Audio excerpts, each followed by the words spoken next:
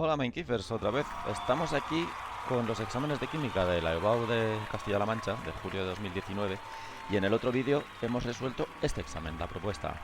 Pues vamos a resolver ahora la propuesta B, que la tenemos aquí.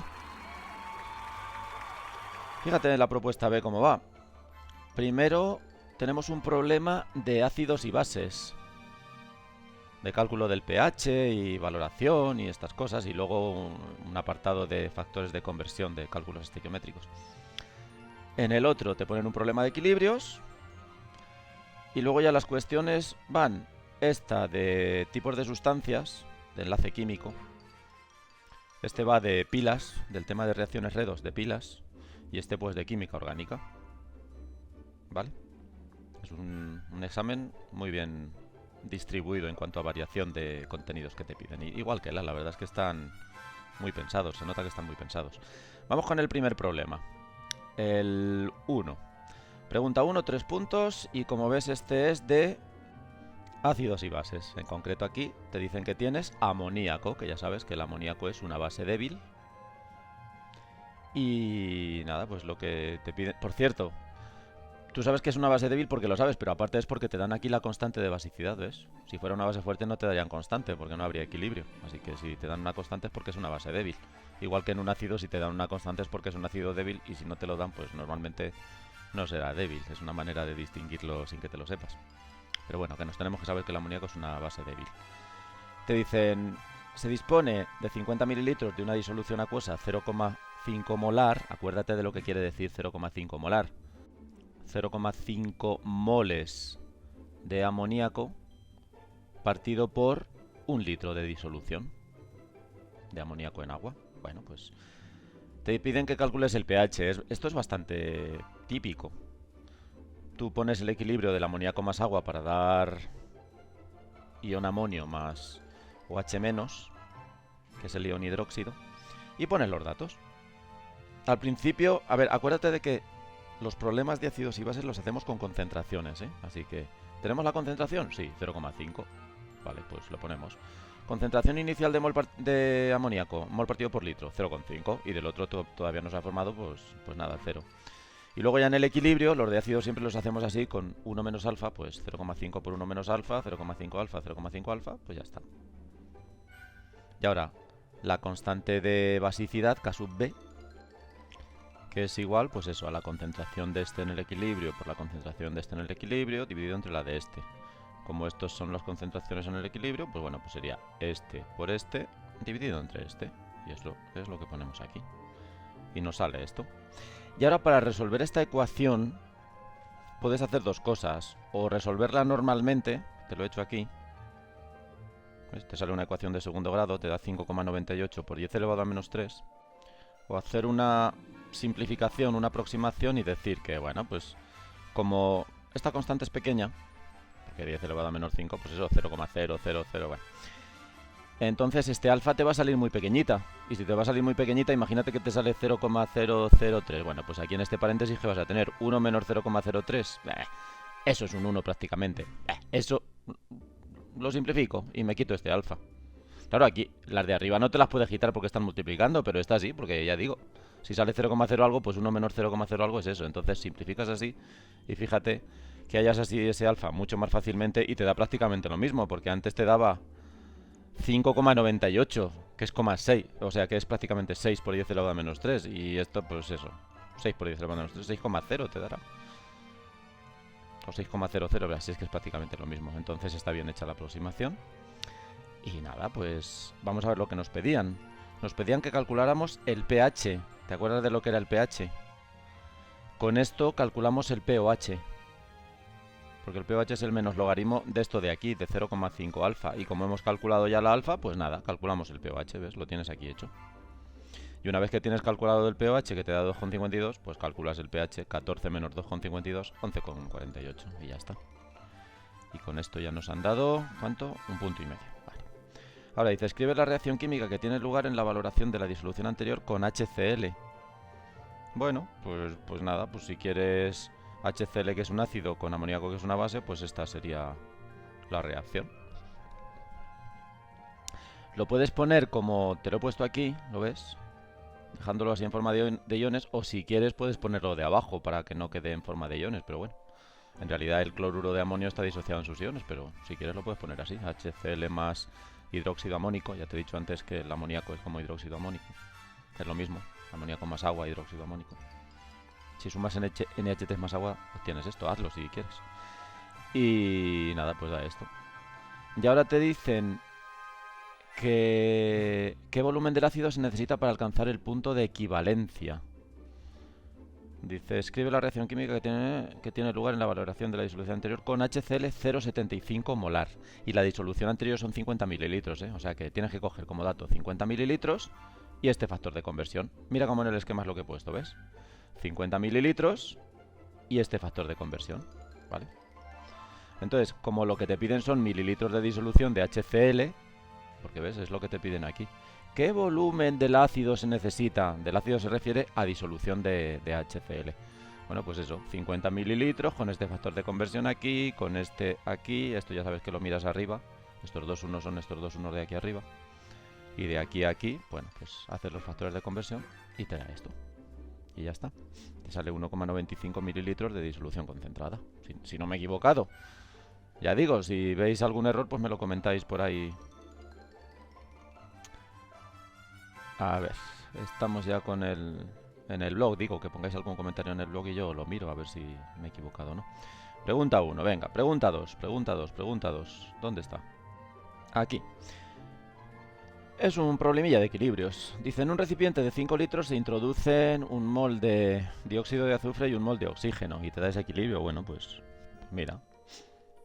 Como te dan este equilibrio, pues lo escribes tal cual, así. Y pones debajo los datos. Acuérdate de que como es de moles, yo lo hago, o sea, es de moles, es de equilibrios, yo lo hago con moles.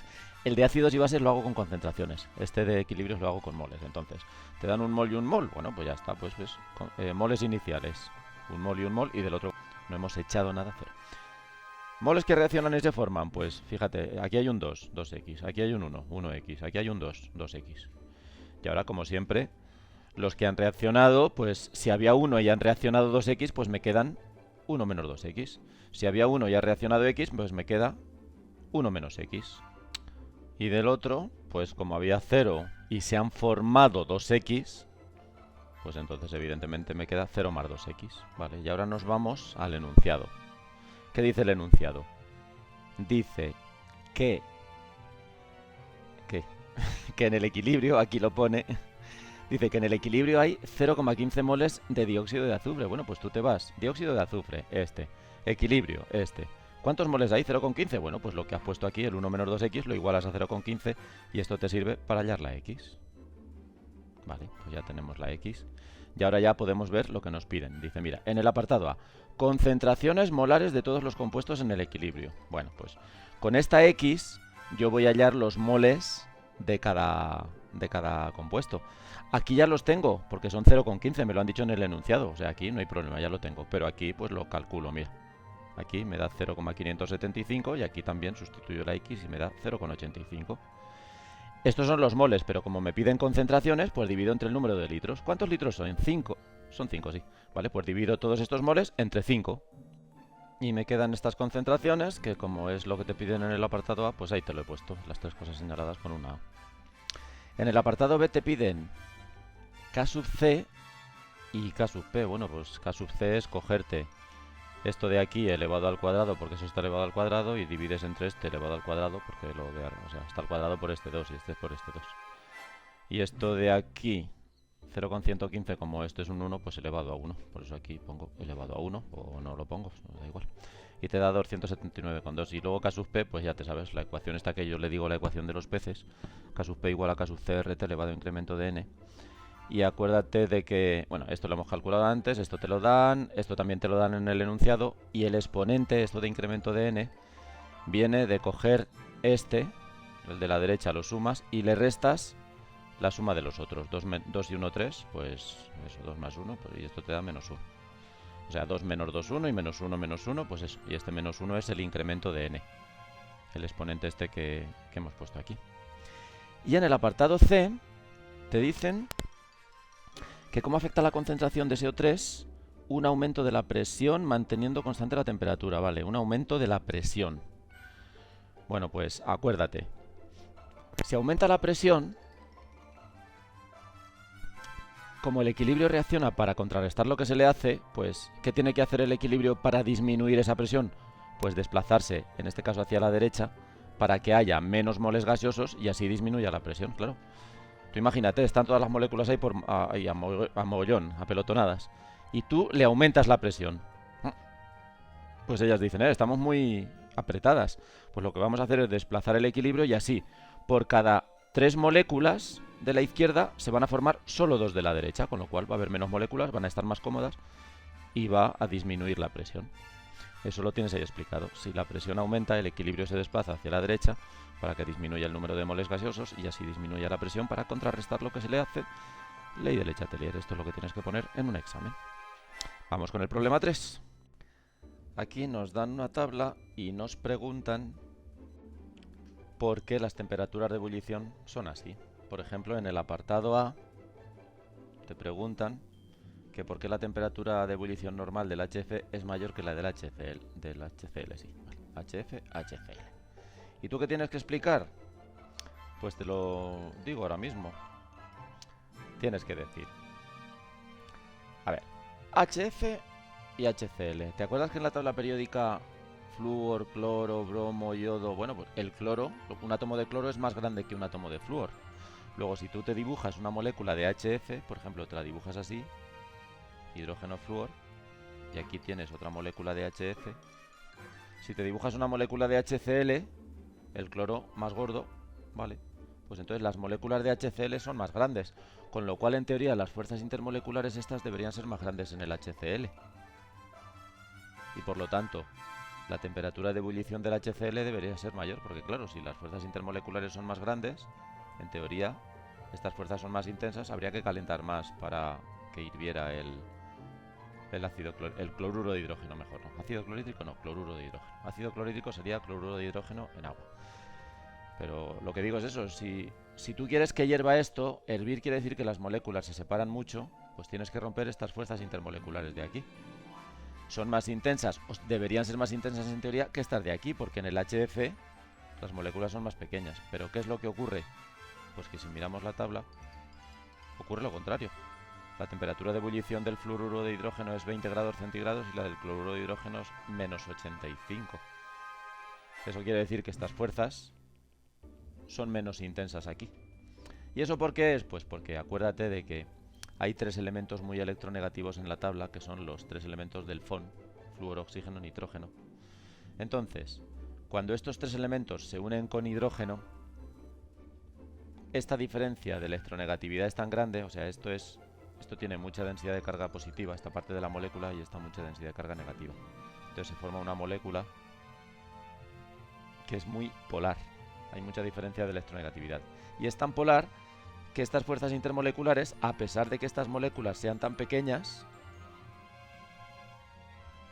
esas fuerzas intermoleculares son muy intensas, debido a la diferencia de electronegatividad que hay aquí en cada molécula, que hace que las moléculas sean muy polares. Es decir, estas moléculas son tan polares que aquí aparecen unas fuerzas intermoleculares tan grandes que se llaman puentes de hidrógeno. Y aunque estas moléculas sean más pequeñas que estas, pues estas fuerzas de aquí son más intensas que estas fuerzas de aquí, y así se explica que la temperatura de ebullición del HF sea mayor que la del HCl, porque cuesta más, hay que dar más energía para separar las moléculas de HF que las de HCl. Bueno, pues todo esto lo tienes explicado aquí, ¿vale? Paras el vídeo si quieres y te lo copias. Luego te preguntan por qué la temperatura de ebullición normal del agua es mayor que la del cloro. Bueno, pues mira, la del agua 100 grados, la del cloro menos 34. Vale, ¿qué ocurre aquí? Pues las moléculas de agua son pequeñitas, son así, porque el oxígeno pues está bastante arriba en la tabla. El oxígeno está en la fila, en el periodo 2, el cloro está en el periodo 3, con lo cual las moléculas de cloro, además son 2 moléculas, son 2 átomos de cloro en cada molécula, son más grandes. Entonces, otra vez, por el tamaño de las moléculas, otra vez, debería ocurrir que estas fuerzas intermoleculares de London, porque son moléculas apolares, acuérdate, cloro con cloro, ningún cloro atrae más la nube que el otro cloro, luego es una molécula apolar. Digo que estas fuerzas deberían ser más intensas porque se dan entre moléculas más grandes, pero no, es que estas moléculas son apolares, con lo cual estas fuerzas son de London. Y estas moléculas de agua, como son muy polares, pues se atraen unas a otras por fuerzas, ¿ves?, entre la parte negativa de esta molécula y la parte positiva del hidrógeno de la otra molécula. A ver, que lo dibujo un poquito bien. Densidad de carga positiva, positiva, negativa. Pues hay una atracción muy grande, también se llaman puentes de hidrógeno. Luego se establecen puentes de hidrógeno también entre moléculas. Y ocurre lo mismo. Por eso estos puentes de hidrógeno entre moléculas de agua son tan intensos que hay que calentar mucho para separar las moléculas y por tanto el agua hierva. Vale. Pues aquí, ¿ves? Ocurre lo mismo que en el apartado A. Vamos con el apartado C. En el apartado C te dice, ¿por qué la temperatura de ebullición del HCl es menor que la del cloro? O sea que ahora quiere que comparemos estas dos. Vale. ¿Ves? Aquí ya sí se sigue la lógica de la atracción entre moléculas por su tamaño. Quiero decir, un átomo de hidrógeno y un átomo de cloro, ¿ves? Esto sería una molécula de HCl con otra molécula de HCl. Son moléculas un poco polares, no llegan a ser puentes de hidrógeno lo que se establecen, pero bueno, el cloro es más electronegativo que el hidrógeno, luego aquí, entre moléculas distintas, hay fuerzas dipolo-dipolo se llaman, estas fuerzas se les llama dipolo-dipolo, fuerzas dipolo-dipolo. Pero claro, aquí vemos en la tabla que el cloro tiene mayor temperatura de ebullición. ¿Es de ebullición o de fusión? De ebullición, sí, de ebullición. Tiene mayor temperatura de ebullición que esta. Luego, estas fuerzas deben de ser poco intensas, según se ve aquí. Y entre moléculas de cloro, una molécula de cloro y otra molécula de cloro, a pesar de que las moléculas de cloro sean apolares y por lo tanto estas fuerzas sean de London, en teoría las fuerzas de London son más débiles que las de dipolo-dipolo, pero claro, en este caso el tamaño molecular, pues a tenor de los datos que vemos aquí, nos lleva a pensar que estas fuerzas de London son mayores que las fuerzas dipolo-dipolo en la otra molécula simplemente por el tamaño de las moléculas. Mayor tamaño, mayor intensidad de las fuerzas intermoleculares. Y eso pues también te lo respondo aquí.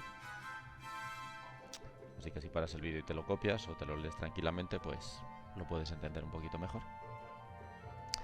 Y por último, en el apartado D te preguntan que predigas cuál de las sustancias anteriores presentará mayor punto de fusión. Ah, bueno, pues está claro.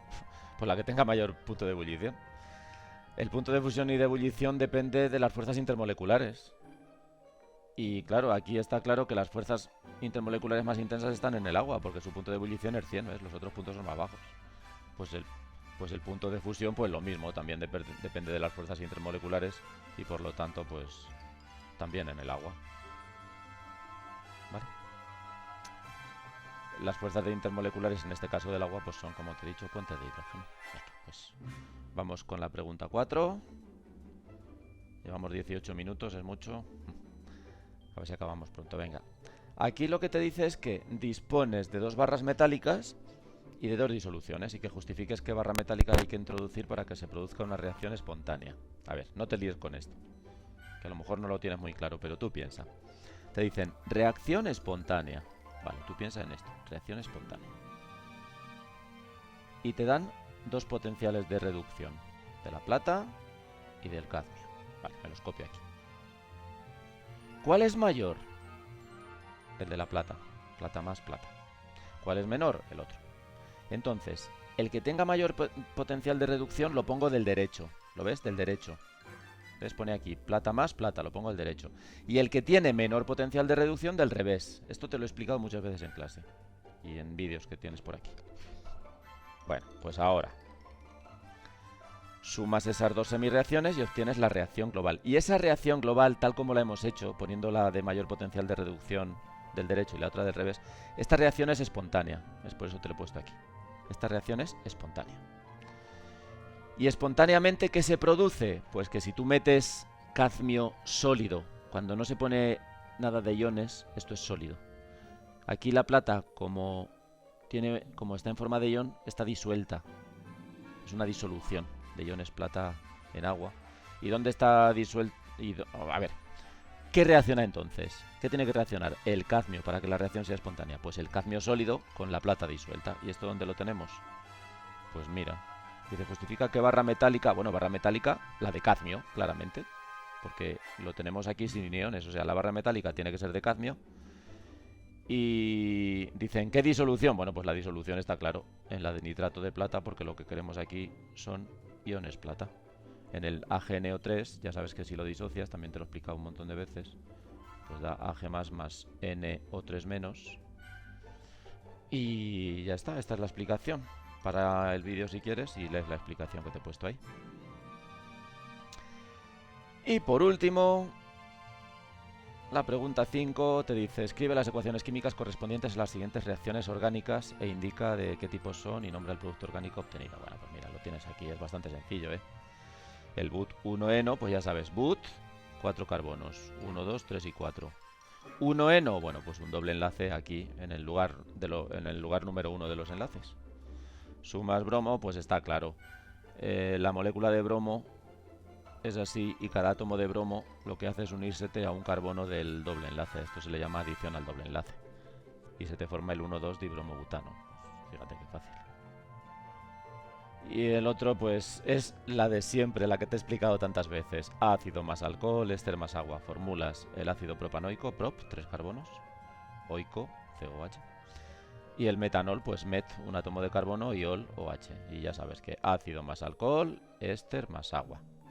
Pues si te fijas, te lo voy a poner de rojo para que lo veas bien. Del ácido nos cogemos esto y este reacciona con el OH del alcohol. ¿Ves? Este H reacciona con este OH, se forma agua. Y lo que nos queda por el otro lado es esto de aquí, el CH3 que se me va a pegar por aquí. Y el CH3CH2COO, pues que es esto de aquí. O sea que si te lo pongo con colores para que lo veas bien, mira, esto de verde que te estoy poniendo ahora es lo mismo que esto de... Uf, no se ve casi, espera, mejor otro color. De color azul, mira, esto de azul que te estoy poniendo ahora, ¿ves? CH3, CH2, COO, es lo mismo que esto de aquí. De aquí, no, de aquí. CH3, CH2, COO. Y eso se va a juntar con este CH3 que es este de aquí. Y luego ya lo que te queda aquí de rojo, este H con este OH, pues se te forma la molécula de agua. Y ya tenemos hecho el examen. Espero no haberme equivocado, ya digo, si me he equivocado y ves algo, pues me lo comentas por ahí por el blog. Y ya está. 23 minutos casi de vídeo para la opción B. Uf, es que se tarda más de lo que parece. Bueno, ya sabéis, a ver si me ayudáis a tener más suscriptores. Que cuando grabo este vídeo tenemos, no sé cuántos, 515 o algo así. No sé. 514, algo así. Venga, pues nos vemos en el próximo vídeo. Hasta luego, Minekeepers.